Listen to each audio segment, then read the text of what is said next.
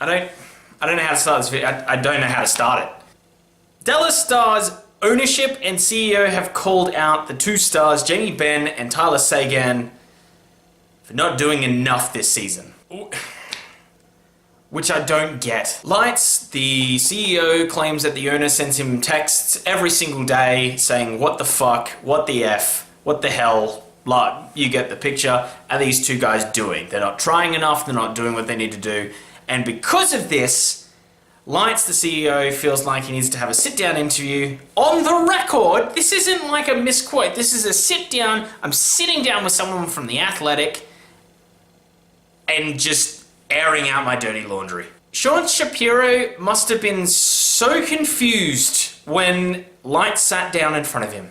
Yeah, Benn and Seguin guy, I quote, "They are fucking horse shit. I don't know how else to put it." You'd have to double take, like no one talks like this. So, I mean, clearly they're not happy with them. So, I don't know what this accomplishes. I'll link in the article if you are an Athletic subscriber. You can go read it. If you're not, sorry, you're out of luck. I can't exactly post it here. That would be stealing.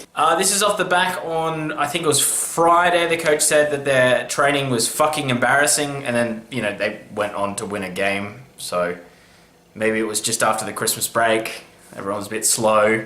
They're currently in a wildcard spot. This is the confusing thing. They're in a wildcard spot right now. It's not like they're garbage. Like, they're just not scoring that much.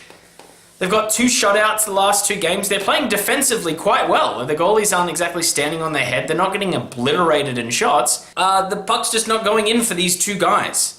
I think Benn could definitely play better. I think Seguin's more snake bit than could play better. But, hey, that's by me. I've only watched 5 of the Stars games this year, but they seem fine to me. They're about 8 points away from being point-a-game players, so, you know, they go hot for a couple of weeks and they're point-a-game players, which is what more can you ask about these players? They're a bit annoyed that it's 1 point, or at least in the last 5 years, these players are ranked 3rd and 5th in overall scoring. Now, a lot of that has to do with the fact they've been healthy for a long stretch of that time, but they've been there, and because they're, you know, ranked 37th and 39th this year in scoring, oh my god, let's call them out in front of the media. Because this never goes wrong. I mean, the last time something like this happened, Seguin was traded away for, like, just pieces. And it didn't work out very well.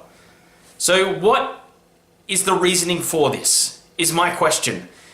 Why not call out someone else? Radulov gets a big ticket, but why? Because he's excited when goals are scored? Or Russian? We can't call him out? We can't call out the rest of the team. We have to single out these 2 players? Shouldn't it be a wake-up call for everyone? I don't get, like, I can't imagine that they're the only 2 reasons that this team is not doing very well. But here we are, and I don't know what, my question is if this doesn't work out, you've gone to the media now, this is you played your card, you've intentionally done this.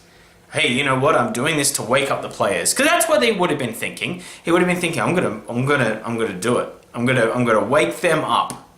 And we're going to talk about this publicly. What happens if it doesn't work? What happens if that lowers their confidence? Which it might. What happens then? Like, seriously, what's the game plan then? Bitch about them some more, trade them for nothing, lower their trade value. All sounds smart things for a franchise to do. I'm speechless. Like, I actually have no words for this. Like, this is the dumbest thing I think I've seen in a very, very long time. To air your grievances in public like this. Now, don't get me wrong, I think it's amazing that someone has come out and done this, because usually you just get the same old quotes about going out there and giving 110%. But, like, these are players in their last game before the Christmas break that said, both of them said they weren't playing good enough, and the buck starts and ends with them. They're saying that to the media, like, they're fronting and saying, yeah, like, it's just not working out right now, we need to find a way to get to our game, and I don't know, I think they know that, so I don't get why this text message thing between the owner and CEO can't just remain that, and instead of calling them out for no reason. Like, again, I don't understand the purpose of this. And these are meant to be smart people that are running franchises, and you start to realize that they're maybe not that switched on. Anyway, it's going to be extremely exciting. The other thing is they play the Red Wings tonight. So, like, what? Yeah, let's fire them up against the Red Wings, who are just not good, and no one's showing up to their games. So Like, wouldn't you do this? Oh, wouldn't you look at a schedule and go, oh my god, we got Winnipeg, we got Calgary, we've got this, we got Penguins somewhere in there, maybe Washington. You know what? I'm gonna call them out. I'm gonna get them mad for the road trip. And then that would make more sense to me than, oh, we're going to Detroit. We're going to play 29th in the league. It just... It hurts. It hurts everywhere. Anyway, guys, what do you think about the Dallas Stars? Comment down below. If you've watched more Stars games than me, maybe you've seen something more, but general consensus online is like, yeah, they haven't got to their game, but they haven't been like, let's call them out and call them fucking pathetic. And say they're too worried about getting invited to, like, someone's wedding than play their game. They seem to be still scoring. Like, it doesn't seem to be all on them. I would say it's more of a collective of the team. Generally, when I look at the blogs, which isn't the best thing, but they're usually bitching about other players, not Benn and Seguin. So, yeah. It's an odd one. It's a really odd one. It's going to be interesting to see how they... fix it, I guess, but yeah, it's gonna be odd. What do they want Ben to fight someone? I don't know. I don't know.